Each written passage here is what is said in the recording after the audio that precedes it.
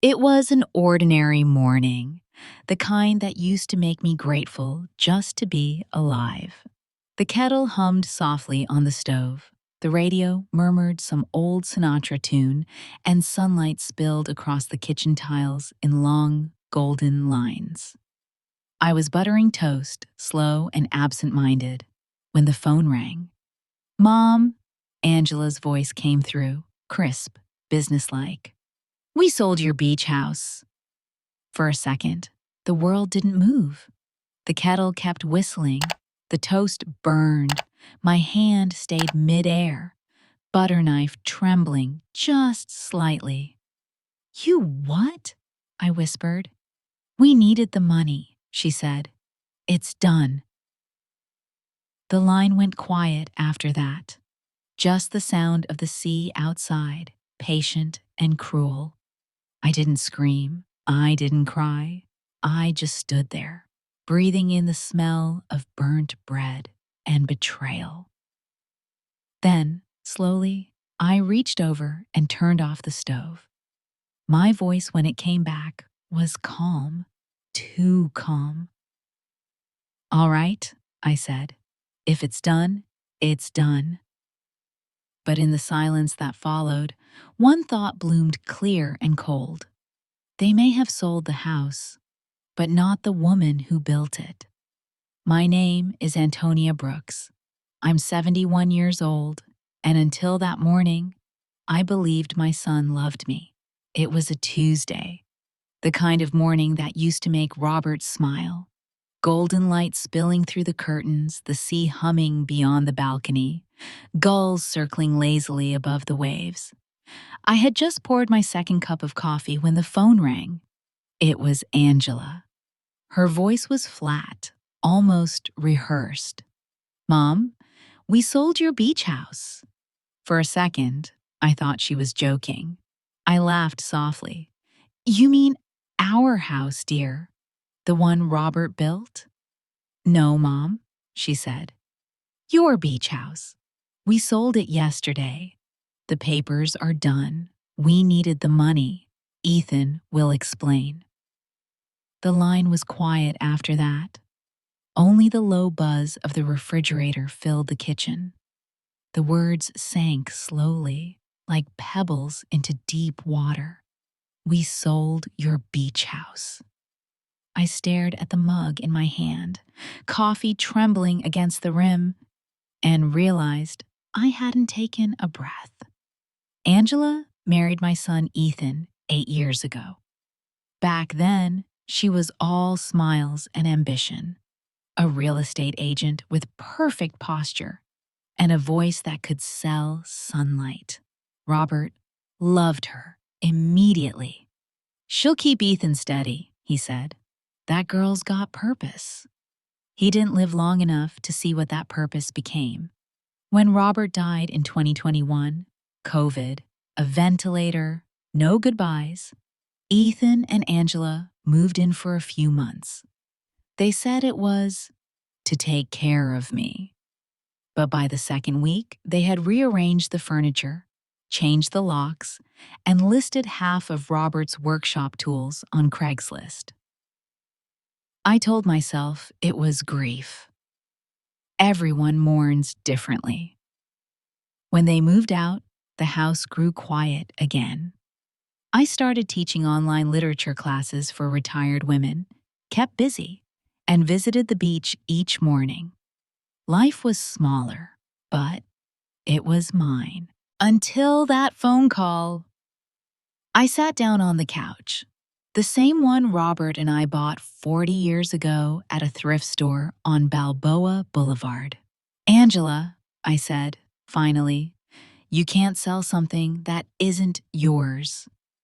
She sighed, the kind of sigh people make when they've already decided you're the problem. "You signed the authorization, Mom, when you were in the hospital. Remember the papers Ethan brought you?" My mouth went dry. Those papers. The night before my minor surgery, Ethan came by saying it was insurance paperwork. I didn't have my glasses then. I trusted him. I thought that was for medical consent. I whispered. Well, technically it was, Angela said. Power of attorney, same thing. Look, Mom, we needed to free up the assets. The market's hot right now. You'll thank us later. My throat tightened. You sold my home. It's just a house, she said sharply. You can live with us for a while, or, I don't know, maybe move somewhere smaller. You shouldn't be alone anyway. I remember setting the phone down and walking to the window. Outside, the ocean stretched endlessly, the morning light dancing on the water like nothing had happened. But something had. Something irreversible. Robert's hands had built that deck plank by plank. He carved our initials beneath the railing. A plus R, 1976. Every board smelled of sawdust and salt air. We painted it the summer Ethan turned 10. He'd run across the yard with blue paint on his hands, laughing as Robert chased him with the brush. Now, that laughter was gone, traded for signatures, bank wires, and digital transactions. I pressed my palm to the glass, feeling the cold seep through. So, this is how it ends, I murmured. 45 years, sold over the phone. That afternoon, Martha Jenkins, my neighbor for 3 decades, knocked on my door. She brought lemon bars. She always did when she sensed trouble. Sweetheart, you look pale, she said. Everything all right? I told her. Every word. Martha's face tightened. Oh, honey, that's theft, plain and simple. I don't think they see it that way, I said quietly. They think they're helping me. Like I'm obsolete. Martha sat beside me, her hand on mine. You raised that boy alone after Robert worked overseas for years. You paid for his college, his wedding, even his first mortgage. And this is what you get. I didn't answer. I couldn't. My throat felt like it had closed. That night, I walked out to the deck. The ocean was black, only the sound of waves and the occasional cry of a bird. I could still hear Robert's voice, faint but steady. Don't ever let them take what's yours, Tony. I whispered back. I already did. The next morning, I called First Pacific Bank. The woman on the line spoke in the kind of voice reserved for problems she didn't plan to solve. Yes, Mrs. Brooks, we processed the property sale last Friday. The funds have been transferred to the Myers joint account. Transferred to their account? I asked. That's correct. You signed the authorization last November, giving Mr. Ethan Brooks and Mrs. Angela Myers Brooks full power to manage your financial assets. I felt the room tilt. I was under sedation, I said. It wasn't consent. Ma'am, I'm afraid you'll need to file a legal dispute for that. Her tone made it sound like a parking ticket, not a lifetime. That evening, I found Ethan's message waiting on my voicemail. Hey, Mom, I know you're upset. Angela and I just did what's best for everyone. We can't maintain 2 properties. You'll stay with us until we figure things out, okay? Love you. Love you. 2 words spoken like a footnote. For the first time in years, I didn't sleep. I sat at the kitchen table until dawn, surrounded by the relics of a life that no longer existed. Robert's coffee mug, his reading glasses, a stack of bills with his handwriting still on the corners. When the sun rose, the light touched the walls in the same soft gold as always. But it felt different now, harsher, exposing. I made myself a cup of tea and watched the steam curl upward. My hands didn't shake anymore. The shock had settled into something quieter, not rage, not sorrow, just clarity. They had taken everything I loved, believing I was too old to fight back. They were wrong. I looked toward the ocean, where the horizon burned orange in the morning light, and whispered to the empty air, "Robert, my love, you built this house with faith. I'll reclaim it with reason." Then I sat down, took out my old address book, and found a number I hadn't dialed in decades. Daniel Foster, attorney at law. I wrote one sentence beside his name. They sold my house. And beneath it, another line. Steady, deliberate. I'm taking it back. The next morning, I put on my gray coat, the one Robert bought me for our 30th anniversary, and drove to First Pacific Bank. It was the same building where Robert and I had opened our first joint account, back when we were just a young couple with a dream and a mortgage. The same marble floor, the same smell of polished wood and old air conditioning. But that day, it felt foreign. I took a ticket and waited.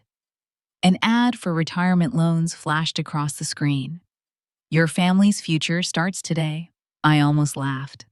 When my number came up, I sat across from a woman in a navy suit with perfect lipstick. Her nameplate read, Kay McAdams, Financial Services Manager. Her smile was soft but empty, like one she had practiced in a mirror. "How can I help you today, Mrs. Brooks?" I placed my ID and the sale document on her desk.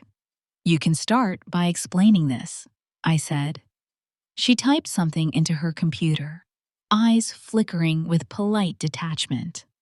"Yes, Mrs. Brooks, I see the transaction here. The sale of property at 117 Ocean Crest Drive was finalized last Friday. The proceeds were wired to a joint account under Ethan Brooks and Angela Myers Brooks." I leaned forward, without my consent. She didn't flinch. "According to our records, you granted power of attorney to your son and daughter-in-law on November 19th, 2023. The signature matches the one on your file." I stared at her. That was the night before my surgery. I was medicated. Her tone stayed flat. "The signature was witnessed by a notary public, Mrs. Brooks. It's legally binding." "Legally binding?" My voice cracked. "When I could barely hold a pen?" Her hands folded neatly on the desk. "I'm sorry for any misunderstanding, but from the bank's standpoint, the transaction is complete." I walked out into the parking lot and sat in my car for a long time. The afternoon light hit the windshield, turning everything white. A group of young men in suits walked past, laughing, holding iced coffees. I thought of Ethan at that age, 23, broke, scared, sitting on the edge of his dorm bed after failing his first exam. He'd called me at midnight, crying. "Mom, I can't do this," he said. And I'd driven 3 hours in the rain just to sit beside him, holding his hand until he fell asleep. I remembered writing checks for his tuition, staying up to fill out FAFSA forms, skipping vacations so he could study abroad. When he wanted to propose to Angela, he didn't have enough for the ring. I pawned my diamond bracelet, the one Robert gave me on our wedding night, and told him, "Love deserves a start, not a struggle." Now that same love had turned into paperwork, into a signature, into theft dressed as care. When I got home, the answering machine blinked with a new message. It was Ethan. "Mom, you didn't have to go to the bank. Angela said you'd overreact. We didn't take your money. We're managing it. You're 71. You shouldn't deal with stress or bills. We're making sure you're comfortable. That's all." His voice was calm, confident. like he was explaining a business deal, not erasing his own mother's independence. I replayed it twice, just to hear the tone, that subtle edge of superiority. He spoke like a man who believed he had done something noble. Later that evening, I opened my laptop. The account balance glowed on the screen. $0. The retirement fund Robert and I built over decades, gone. Every payment, every hour he spent on the oil rigs off the Gulf, every Christmas bonus, gone. I scrolled through the transactions, withdrawals, transfers, signatures, my name, written by someone else's hand. I felt the humiliation burn under my skin, not the kind that makes you cry, but the kind that makes you still. They had taken not just my savings, but my dignity. Somewhere between love and trust, I had become invisible. That night, I couldn't bring myself to eat. I sat at the kitchen table with a pot of cold tea and Robert's old photo in front of me. He was wearing his work overalls, smiling under that faded baseball cap. I whispered to the picture, "You'd have known, wouldn't you? You'd have seen this coming." In my head, I heard his voice again, calm, steady, with that gentle teasing tone. "You always see people better than they deserve, Tony." The next day, I went back to the bank, but this time, I asked to speak with someone from the legal department. They sent me to a conference room with glass walls. A man in a gray suit entered, Mr. Harrington, corporate counsel. He looked at me the way people look at the elderly when they expect confusion. "Mrs. Brooks," he began, "I understand this situation is distressing. But from a legal perspective, your son and daughter-in-law acted within their rights." "My rights," I said quietly. "You mean my rights?" He cleared his throat. "Technically, the moment you signed the power of attorney, they became your fiduciary agents. All decisions they made were on your behalf." I leaned back, forcing myself to stay composed. "Even selling my home without telling me?" He hesitated. "The document granted them full control over financial assets. Unless you can prove coercion or incapacity, the bank cannot intervene." "Do I look capable to you, Mr. Harrington?" I asked. He blinked. "I'm not qualified to make that assessment." "Then maybe you should stop acting like I'm dead." The room went quiet. The hum of the air conditioner filled the space. He finally said, "I'm sorry, Mrs. Brooks, truly, but your best option is to consult a private attorney." I walked out without saying another word. Outside, the wind from the ocean was strong, carrying the smell of salt and asphalt. My reflection appeared faintly in the bank's glass door, small, tired, holding a purse that once felt too big and now felt too empty. I thought of how many hours I'd spent teaching my students about ethics, literature, kindness, all the ways people should treat each other. Yet, here I was at 71, learning that morality ends where money begins. That night, I opened a small cedar box Robert had built years ago. Inside were photos, receipts, and letters. Among them, I found one envelope I'd never opened. It was addressed in Robert's handwriting. "For Tony, if I'm gone." My hands trembled as I unfolded it. Inside was a single line. "If they ever make you feel small, remember, your worth was never something they could spend." I pressed the paper against my chest and closed my eyes. The tears didn't come. Not yet. just a long, slow breath, the kind that clears a space inside you. Humiliation doesn't break you all at once. It wears you down in whispers, in polite smiles, in phrases like, "It's just business," in voices that call you mom while stealing your name. But even in that silence, something inside me began to stir. It wasn't anger, not yet. It was awareness, sharp, steady, waiting. The world had just shown me what I meant to them. Now, it was my turn to show them who I still was. The morning after the bank meeting, I called Daniel Foster. His voice hadn't changed much, still low, careful, with that touch of thoughtfulness I remembered from years ago when he was one of my brightest students. "Mrs. Brooks," he said, "it's been a long time."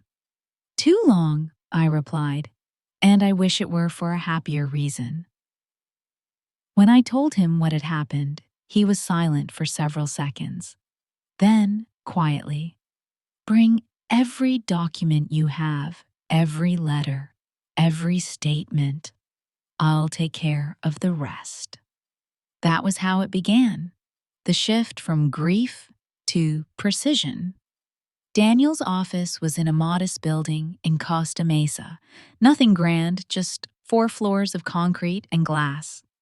But when I stepped inside, it smelled of mahogany and ink, like the old libraries I used to love. He greeted me at the door, taller than I remembered, gray now at the temples. "You haven't changed much," he said with a small smile. "Don't lie to an old woman, Daniel." Not lying, just remembering. That was the first time I smiled in weeks. We sat across a heavy oak desk. He spread my folders out like puzzle pieces. Medical records, insurance forms, the false power of attorney, and copies of the property deed. After an hour of reading, he looked up. "They committed fraud. Quietly and cleanly, but fraud nonetheless." I nodded. "Can it be undone?" "Legally, yes. Emotionally, that's another matter." "I'm done with emotions, Daniel. I want the truth." He leaned back, studying me. "Then you're going to need patience and proof." For the next week, I became a different woman. Every morning, I brewed coffee, put on my reading glasses, and went through Robert's old files. Boxes of papers he'd kept in the attic, stacked neatly, labeled in his handwriting. Taxes, 2010. Investments, 2014. Marine projects. I found receipts from companies I didn't recognize. Blue Haven Holdings, Suncrest Marine, RB Consulting LLC. Daniel ran the names through the state database. 3 days later, he called. "Mrs. Brooks," he said, "you might want to sit down for this. All 3 are active corporations, registered under a trustee name, but the founding director is Robert J. Brooks." I felt my pulse slow. "Meaning?" "Meaning," he said, "your husband was smarter than anyone gave him credit for.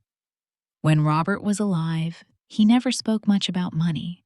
He believed in quiet stability. Pay your bills, give to charity, and keep a safety net for the storms." Turns out, he built more than a safety net. He built an entire structure of ownership: stocks, dividends, property shares, all protected under corporate names I never knew existed. And every document had one clause: "In the event of my passing, transfer to my spouse, Antonia Brooks." I sat in silence, reading those words over and over. He had left me everything, everything that mattered, not for wealth, but for protection. He must have known someday I'd need it. Daniel began filing quiet claims to reclaim the shares. No press, no noise, No confrontation, just strategy. We transferred ownership slowly, piece by piece, until my name reappeared across every page that once belonged to his. But I didn't stop there. One night, I sat alone in the study, the sea wind pushing through the curtains, and opened a new account online. I named it the Robert Fund, a charitable foundation to support widows of the pandemic. Every asset, every dollar we recovered went there. Not to my son, not to his wife, to strangers who still knew how to love. That was my retaliation, not revenge, redirection. 2 weeks later, I heard through Martha that Angela had started promoting the beach house on her realtor's site. "It's on the market," Martha said, holding her tablet out. "She's calling it modern oceanfront luxury." I stared at the photo. The living room had been stripped bare, the old rug gone, Robert's tools replaced with vases and silver mirrors. They had staged it for buyers. Flowers, neutral tones, a fake fire on the TV screen. It didn't look like home anymore. It looked like a museum of betrayal. The next afternoon, I drove there. When I pulled into the driveway, the "for sale" sign was planted crooked in the grass, glinting in the sun. Angela stood by the porch in a beige suit, phone in hand, posing for a listing photo. She turned, startled. "Mom?" I stepped out of the car, steady. "Just came to see my house." Her eyes darted to the camera crew behind her. "It's not your house anymore. You shouldn't be here." I walked past her, straight to the front door. My fingers brushed against the wood. I could still feel Robert's carving beneath the paint. She followed me inside. "You can't just walk in. We have clients coming in an hour." I turned to her, my voice calm, precise. "You forgot one thing, dear." She folded her arms. "And what's that?" I met her eyes. "It's still under my name." Her face went pale. "That's not possible. Roberts Corporation still own this land. You didn't check the holding company before you sold it. Rookie mistake for a realtor, don't you think?" The silence between us was thick. Even the waves outside seemed to pause. I smiled faintly. "I'll send my lawyer the updated paperwork. You'll get the notice tomorrow." She blinked, lost for words. "You can't do this." "Oh, I can," I said. "You see, I learned from the best. You taught me how to sell something behind someone's back. I just decided to do it with a little more grace." As I walked out, the wind lifted the corner of the "for sale" sign, bending it backward until it snapped. I didn't look back. Driving home, the sun dipped low over the Pacific, turning the water gold. For the first time since Robert's death, I felt something like peace. Not joy, but the clean, quiet kind of peace that comes from doing what's right, not what's polite. I parked the car, stepped out, and whispered into the wind. Justice begins in silence. Then I went inside, poured myself a glass of wine, and opened my laptop. A new document waited for me. Transfer of ownership, the Robert Fund. I signed it slowly, deliberately, then saved it. Every dollar would now go toward helping women like me, women who had lost everything but refused to vanish. That night, I slept without dreams. Not because I'd forgotten, but because I'd finally remembered who I was. The courthouse in Orange County smelled of paper and old air. When I walked in, the marble floor echoed under my shoes. That slow, hollow sound that always made me think of endings. I sat on the wooden bench near the back, next to Daniel, He didn't speak, and neither did I. Some silences carry more power than any argument. At the far end of the courtroom, Angela adjusted her blazer, whispering furiously to her attorney, Caroline Hayes. Her lipstick was the color of ambition, perfect, red, and brittle. Beside her, Ethan looked smaller than I remembered. His suit didn't fit right. His hands wouldn't stay still. For a moment, I almost pitied him. Almost. The judge entered, a tall man with tired eyes and a voice like gravel. He read the charges in the same tone he probably used every day: fraudulent authorization, financial misconduct, property misrepresentation. The words hung in the air like dust motes in sunlight, harmless until you breathed them in. Caroline stood. Your Honor, my clients did not act with criminal intent. Mrs. Brooks' son and daughter-in-law were managing her estate, believing she was unable to continue on her own. Daniel rose next. Belief, he said calmly, does not erase deception. Mrs. Brooks was fully capable. The signatures were obtained under sedation. The power of attorney was used to liquidate assets without consent. This was not caregiving. It was conversion. His voice was steady, polite, and sharp enough to cut through glass. Angela shifted in her seat. I saw her jaw tighten. The judge reviewed the documents, the forged signatures, the false transfers, the bank records. He turned toward Ethan. Mr. Brooks, do you understand the gravity of what you've done? Ethan didn't look up. I was just trying to help her, he muttered. I didn't mean. Intent doesn't change the result, the judge said. He signed the ruling. The sound of his pen scratching against paper was the softest sound I'd ever heard, yet it landed like thunder. Judgment. Angela Myers Brooks, stripped of her real estate license, fined, and placed under probation for financial misconduct.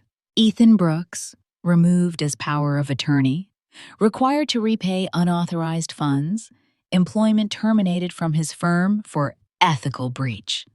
The beach house was returned to my name. All assets restored. The room went quiet. Angela's face had drained of color. She stared at the table, her nails digging into her palm. Ethan's eyes flickered toward me, searching for something. Forgiveness, maybe. I didn't give it. The bailiff called for recess. Outside, the ocean breeze carried faintly through the open windows of the courthouse. You could hear it if you listened. That endless rhythm, steady, indifferent. The same waves that once kissed our backyard deck now whispered outside a courthouse, as if to remind me that everything in life, even pain, comes in tides. Daniel touched my arm gently. You did it, he said. No, I answered. They did it. I just watched. I didn't attend the sentencing. There was no satisfaction in seeing them reduced. Justice isn't triumph, it's gravity. It simply pulls everything back where it belongs. Instead, I wrote a letter. I asked Daniel to deliver it to them after the verdict. It said, Ethan, Angela, justice was never mine to take. It was yours to face. I hope one day you understand that what you lost was not money nor property, but trust. And that, once spent, cannot be earned back by apology. Your mother, Antonia Brooks. That evening, Daniel called to tell me what happened. He said Angela read the letter silently in the hallway. Then, without a word, She sat down on the bench, put her head in her hands, and cried.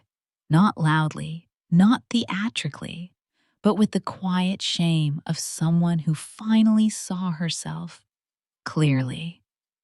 Ethan didn't speak. He just stood by the window, staring at the parking lot, as if waiting for someone to come and take him home. But no one came. When the courthouse emptied, I stayed sitting by the ocean for a while. You can see the water from there if you stand at the edge of the parking lot. A thin blue line beyond the rooftops, glittering faintly under the late afternoon sun. I watched it and thought of Robert. He used to say, "The sea is honest, Tony. It never hides what it takes." Now, I finally understood. The sea takes and it gives, but it never lies, unlike people. That night, I didn't pour wine.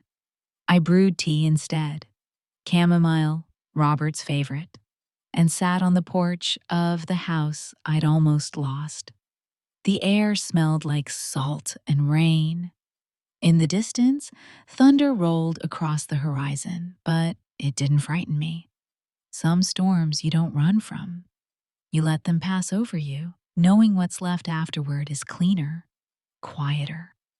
I thought of Ethan and Angela, their empty accounts, their silent phones, their empty house. For the first time, I didn't feel hatred. I felt pity. They had chosen money over meaning, control over care. And now, they would live in the ruins of their own decisions. I whispered to the night, "May they find their own lesson."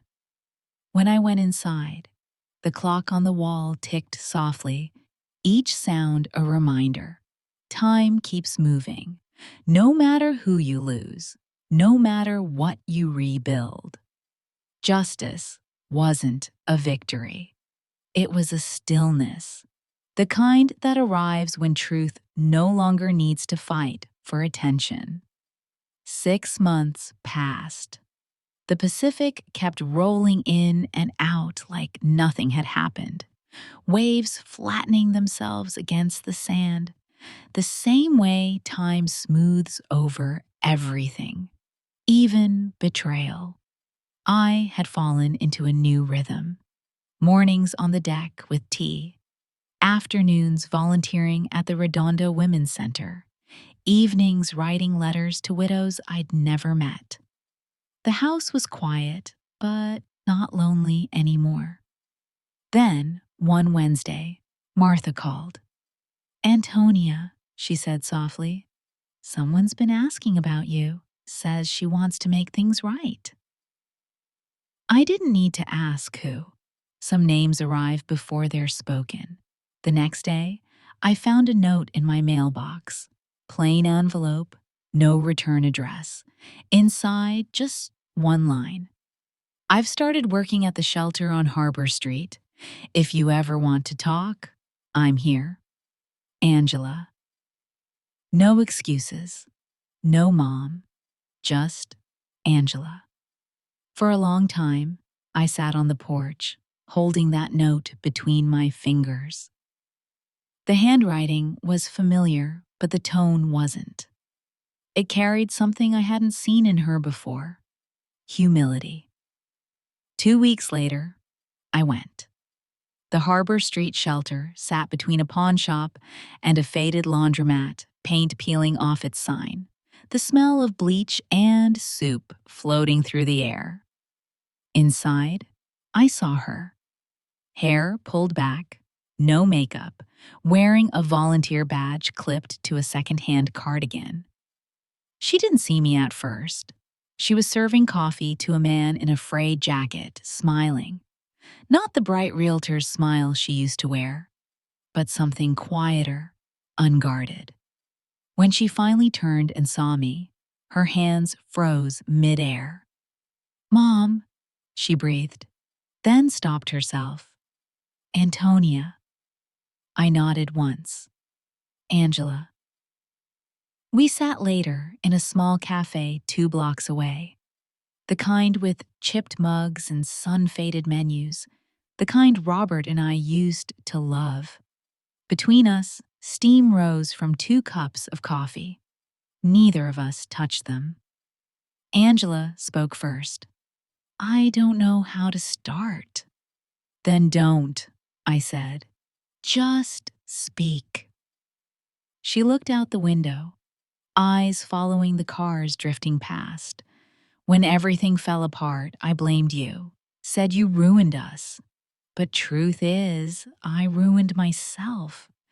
I thought money meant safety. Turns out, all it did was make me small. Her voice didn't shake. It was steady, and that steadiness hurt more than tears ever could. I started working here at the shelter 3 months ago, she continued. At first, it was court-ordered community service. Then I stayed. It's different, helping people who have nothing and still thank you. She smiled faintly. It's strange, isn't it? I used to sell houses. Now, I help people find a place to sleep.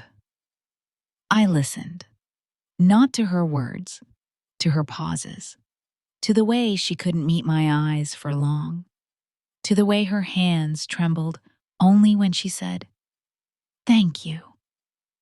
When she finally looked at me, she whispered, I know you'll never trust me again, but I had to tell you I'm sorry. Not for the money, for making you feel disposable. The cafe hummed with quiet sounds, spoons tapping against cups, a radio playing old Motown. I let the silence stretch before I answered.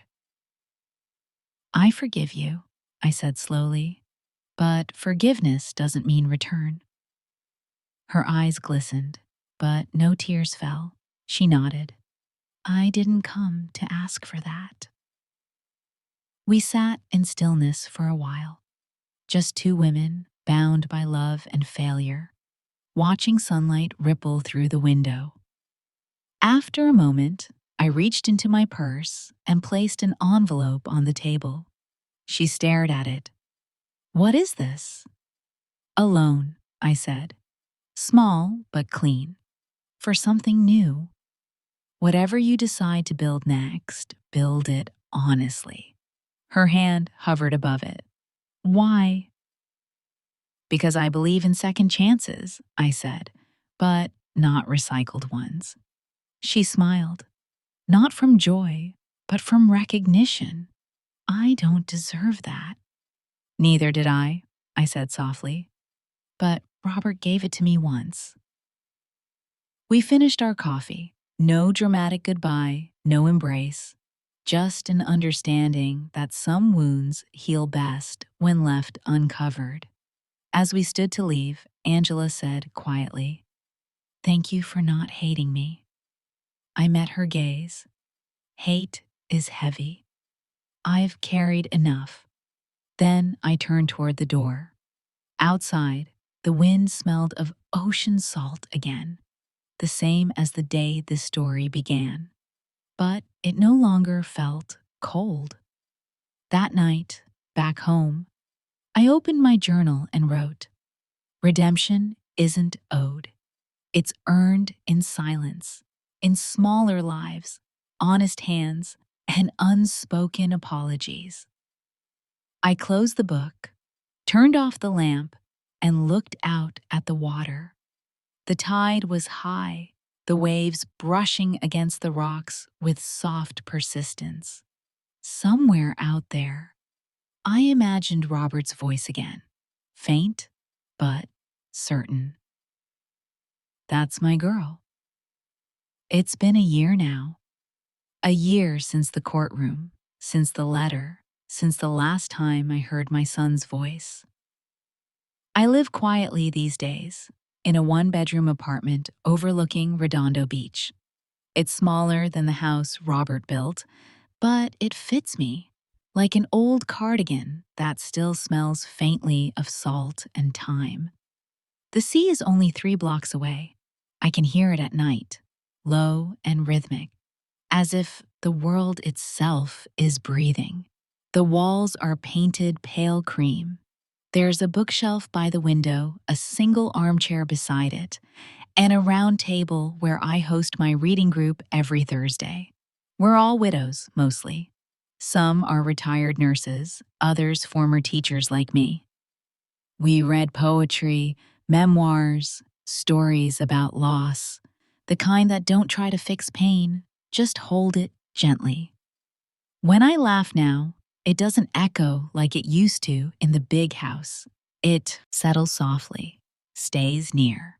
That's enough. Martha Jenkins comes by every Sunday with her lemon bars and gossip from the old neighborhood. She's slower now, walks with a cane, but her voice still has that cheerful rasp that sounds like cigarette smoke and honey. We sit on the balcony, watching seagulls fight over breadcrumbs, and talk about everything but the past.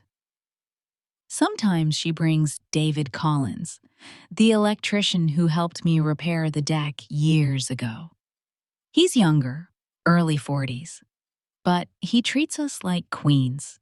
He volunteers with me at the Robert Fund, the small charity that grew out of my husband's hidden investments. Every month, we send checks to women rebuilding after loss. Widows, single mothers, the quiet ones the world tends to forget. It's not much, but it's honest work. And when the letters come back, thank you notes written in shaky cursive, I feel Robert beside me, nodding. Last week, the sunset burned brighter than I'd ever seen. The sky turned copper, the waves flashing like molten glass. Martha had already left, and the apartment was still. I poured myself a glass of Bordeaux, the last bottle from Robert's cellar. He used to say, "Wine is for beginnings, not endings," but I've learned that sometimes they're the same thing. I carried the glass to the window. The photo of him sat on the table, smiling, hat tilted, as if he knew something the rest of us didn't. I lifted the glass slightly. "To you, Robert," I whispered. "You taught me that justice doesn't scream, it whispers." Outside, the horizon softened, pink melting into gold, gold into violet. The reflection caught the rim of the glass, turning the red wine into something that looked almost alive. For a long while, I just stood there, watching the light fade. There was no anger left, no bitterness, only the steady rhythm of the sea and the faint hum of life beginning again. Later that evening, I sat down to write a letter, not to Ethan, not to Angela, but to myself. "Dear Antonia, you have survived what love could not. You have learned that peace is not the absence of pain, but the presence of purpose. Keep walking toward the water. Keep teaching. Keep forgiving. But never forget how strong silence can be." Signed, "The Woman You Became." I folded the letter and tucked it inside Robert's old cedar box, beside the one he once left for me. 2 lives, 2 notes, both ending in peace. The next morning, I woke before dawn. The air smelled of rain. I made tea, wrapped a shawl around my shoulders, and stepped onto the balcony. Below me, the first light brushed the ocean awake. It was quiet, the kind of quiet that isn't empty, the kind that holds every sound you've ever loved, folded neatly inside. I smiled. The tide was coming in again. Have you ever been hurt by someone you love? A phone call, a piece of paper, a word. Sometimes that's all it takes to understand that trust is the most fragile thing in the world. Thank you for following my story to the end. If there's a part of me that reminds you of yourself, someone who has been betrayed, lost, but still chooses to forgive, then you and I have met in the deepest place of human hearts. I hope you'll carry this with you into the next story. That justice isn't about revenge, but about learning to be kind in the midst of ruin. See you in the next chapter, where we continue to talk about love and respect. Have you ever experienced being hurt by someone you love? A phone call, a piece of paper, a word. Sometimes that's all it takes to understand that trust is the most fragile thing in the world. Thank you for following my story to the end. If any part of me reminds you of yourself, I look forward to your comments on the story. See you in the next chapter, where we continue to talk about love and respect.